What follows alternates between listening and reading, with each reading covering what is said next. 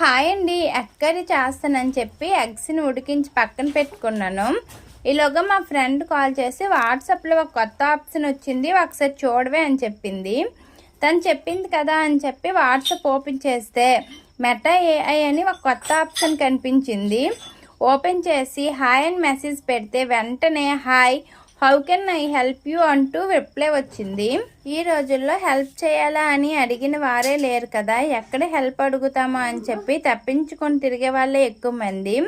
సరేలే మనుషుల గురించి ఎందుకులే కానీ నేనైతే ఈరోజు ఎగ్ కర్రీ చేస్తాను అనుకున్నాను కదా అని చెప్పి ఎగ్ కర్రీ ప్రిపరేషనే టైప్ చేశాను. సింపుల్గా ఒక ఎగ్ కర్రీ రెసిపీ అయితే రిప్లై వచ్చింది. యాజ్ ఇట్ ఈస్గా ఫాలో అయ్యి ఎగ్ కర్రీ అయితే చేసేసాను. ఎక్కువ మసాలాలు ఏం వాడకుండా సింపుల్ ప్రిపరేషన్తో సూపర్ టేస్ట్గా అనిపించింది. నాకైతే ఇది మినీ గూగుల్లో అనిపించింది. మీకు ఇది ఎలా అనిపించిందో కామెంట్ చేసి మా ఛానల్ని సబ్స్క్రైబ్ చేసుకోండి. Bye bye.